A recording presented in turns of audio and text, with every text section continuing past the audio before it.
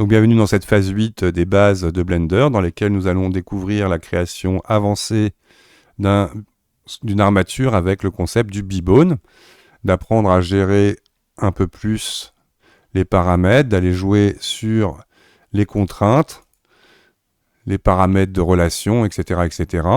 Et donc grâce à ça, vous allez pouvoir animer des objets assez complexes, comme les tentacules de notre prochain tuto, sur lequel on adaptera ce concept-là, du B-Bone. Donc je vous souhaite un très bon tuto. Donc nous allons tout supprimer. Hop, on va ajouter un bone avec armature. J'appuie sur le point de mon pavé numérique. Et voici donc notre bone. Donc je ne vais pas expliquer toutes les bases, dans la vidéo d'avant, l'explication globale. Donc là, nous allons directement créer notre B-Bone. Donc en Edit Mode, je vais d'abord dans le mode Data de mon armature, dans Viewport Display, je vais passer mon bone en B-Bone.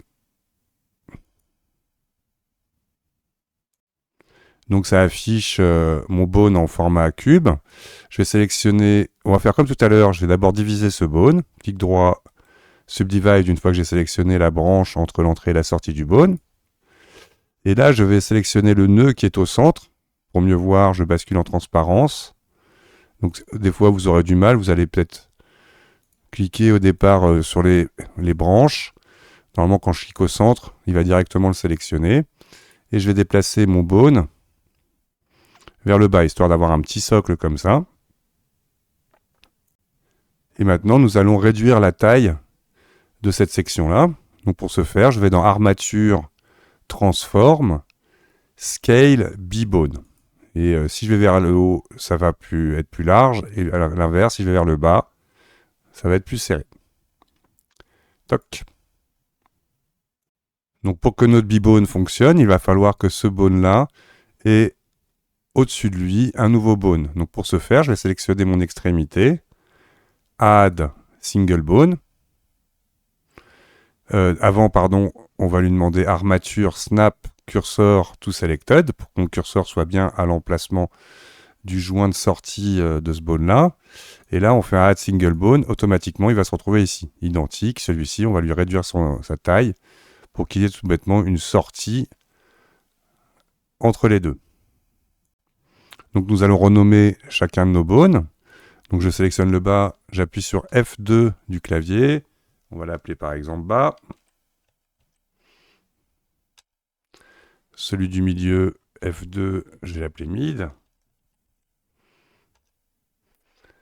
Et celui du haut, je sélectionne bien le bone, F2, haut. Top, comme vous voulez, histoire de les retrouver ensuite. Donc maintenant qu'on a créé notre ensemble, je vais aller en pose mode pour la suite.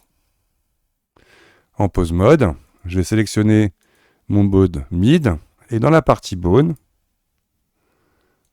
vous avez bendy bone. Je vais le diviser par exemple une dizaine de fois, et voilà le résultat. Ça coupe mon bone en plusieurs parties.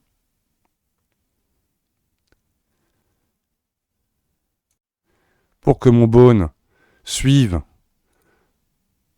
mon bone qui est au-dessus, il va falloir que je lui demande, dans les contraintes, d'ajouter la contrainte Stretch to. Et là, donc, c'est mon armature que je vais sélectionner. Et ensuite, mon bone du dessus, le haut, qui va être le joint. On va constater, maintenant, si je prends ce bone-là et que je le déplace, automatiquement, le bone va se déplacer.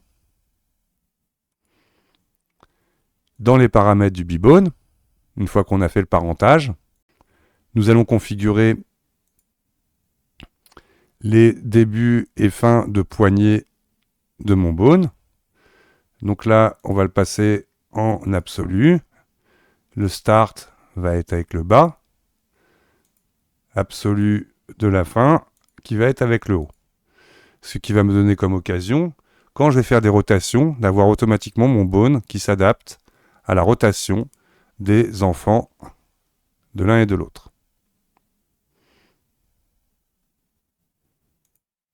On se rappelle, hein, je peux faire n'importe quoi.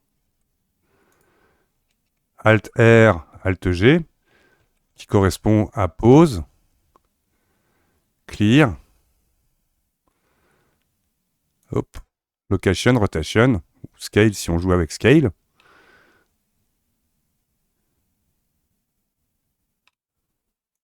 Pour finaliser notre bone, il va nous falloir configurer un peu mieux les ensembles, mais notamment que ces deux bones-là soient enfants d'un bone externe, parce que là, justement, si jamais je veux déplacer l'ensemble, je suis obligé de prendre les deux bones pour déplacer mon ensemble de bones.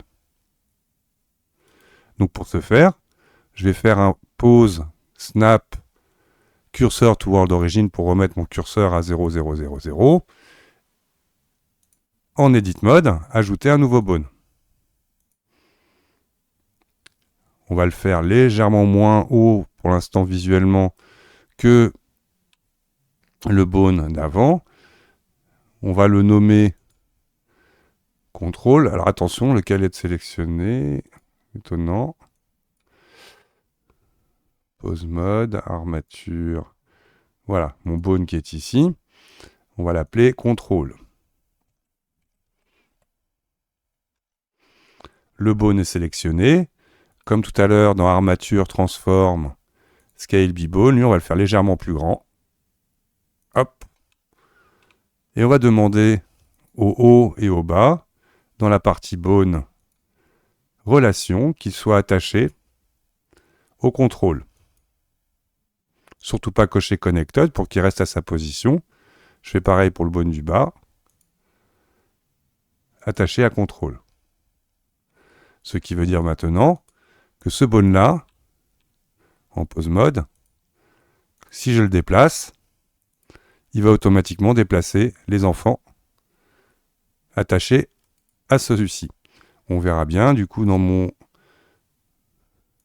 bone, pourquoi on ne voit pas le truc? Voilà. Contrôle, c'est le parent de l'ensemble qui tient haut et bas. Et le mid est enfant du bas.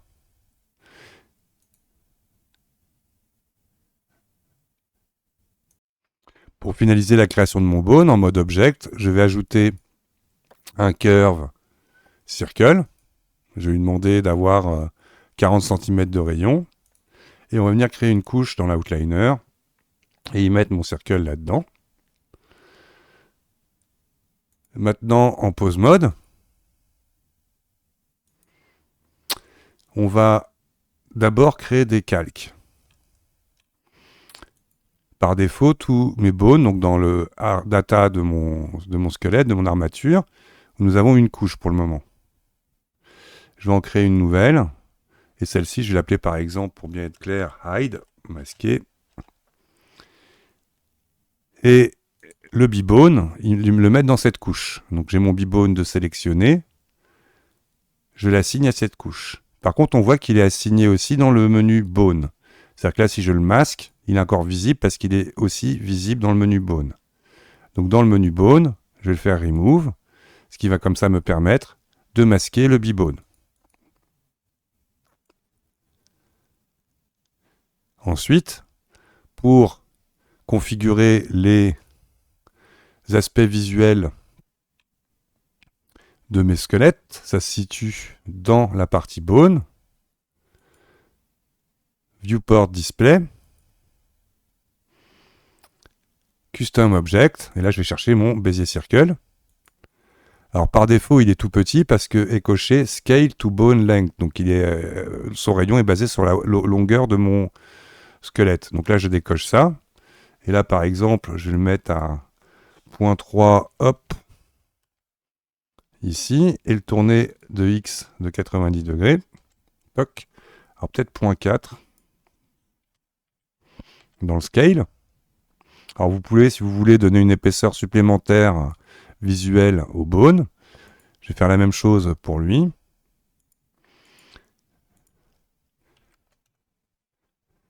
Je sélectionne en cliquant glissant les 3 étages là, de scale. J'appuie sur point 4, hop, le voilà. Et mon bone principal, on va faire la même chose, Bezier Circle. Je le tourne de 90. Je décoche, ce que je n'avais pas fait d'ailleurs sur le bone d'avant. Alors là, pour le sélectionner, il va falloir aller chercher, hop, le voilà, on décoche ici. Le Scale to Bone Length. Là, on va le laisser par exemple à 0.7. Hop. Et je peux masquer complètement ma couche. Voici les contrôles. Donc on n'a plus que maintenant, si on le souhaite, on peut masquer l'affichage du B-Bone, ce qui nous permettra de faciliter l'animation, la position de nos bones en mode animation. Dernière chose que je vais faire, les bones que je ne veux pas utiliser pour influer mon maillage, c'est très simple. Dans la partie bone, je vais décocher des formes de ceux que je ne veux pas utiliser comme déformateurs. Je vais garder celui-là, comme c'est la base de mon B-Bone. Il me permettra de tenir le point de départ de ma géométrie. Donc maintenant, comme dans l'exercice d'avant, on va aller regarder ce que ça fait en ajoutant Add Mesh Cylinder. Comme tout à l'heure, on va le mettre... non, vertice, je vais en mettre 8. Radius, 0.1. Hauteur, on va le mettre de 1 mètre. Et le grimper de 50 cm. 0.5. Toc, pour qu'il vienne recouvrir mon bone. On va aussi, dans l'Edit Mode, lui faire un loop cut. Donc le raccourci CTRL-R. Je rappelle, sinon vous survolez le bouton, vous l'aurez. En roulant ma molette, là je vais venir subdiviser mon bone, ma géométrie pour avoir ces découpes. Clic droit pour ne pas les déplacer. Et on est prêt. Donc maintenant, comme tout à l'heure, géométrie sélectionnée. Je sélectionne en deuxième la structure. Et donc, le parentage, c'est CTRL-P, ou sinon je rappelle dans le menu Object Parent. Mais CTRL-P vous y amènera directement. With Automatic White. Et si je constate maintenant en sélectionnant ma géométrie, il a bien été ajouté l'armature, le lien avec l'armature, avec le modificateur de déformation de mon armature. Et il a été créé les vertex group en relation avec les bones que j'ai autorisés à modifier le maillage. Si on va en Edit Mode, en White Paint, pardon, on constatera, vous voyez que mon mid n'a qu'une légère influence, là, le bas, il n'a qu'une très légère influence sur ma géométrie, et le mid, donc le B-Bone, sélectionne toute cette partie-là. Alors une fois de plus, on peut pour visuellement ajouter un Generate Subdivision. Et je retourne en Object Mode. Je vais le passer en Shade Smooth. Et à ce stade-là, je vais comme ça en Pose Mode. Et je vais pouvoir ici, je vais sélectionner par exemple l'extrémité. Et automatiquement, changer la forme de ma géométrie. Jouer sur l'influence avec les rotations. Tout ça grâce au B-Bone. Alors on peut constater une dernière chose. Quand je rapproche mon bone du point de départ, ma géométrie grossit. On imagine la Alt-R, Alt-G. Juste là, si je descends sur Z, mon objet grossit. À l'inverse, si je m'éloigne, il va s'allonger. Ça, c'est l'effet du stretch. Donc pour contrôler ça, je sélectionne le B-Bone. Alors une fois de plus, si je veux le voir par-dessus, in front en mode data de mon bone. In front. Et donc pour contrôler le stretch, je viens tout bêtement dans le bone constraint. Et ici, volume variation va me permettre, si je le mets à 0, de ne plus modifier l'échelle de mon bone. Là, on peut voir, il y a un truc intéressant. Pour terminer, quand je descends, on voit que le bas de mon bone est retenu en fait par le B-bone. Donc je vais en Object Mode, je sélectionne ma géométrie, je vais en White Paint, je sélectionne bien le mode, le bone du bas. Et là, avec un White à 1, alors pour se rappeler, hein, je vais masquer l'affichage de mon subdivision en Edit Mode, pour être sûr. Et là, je vais bien le mettre, le bas de ma géométrie. Ah, alors là, le strength est conservé de ma version d'avant. Hop.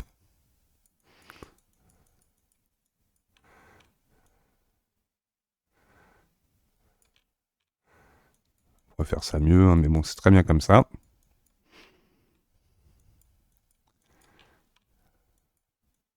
Un petit coup de peinture.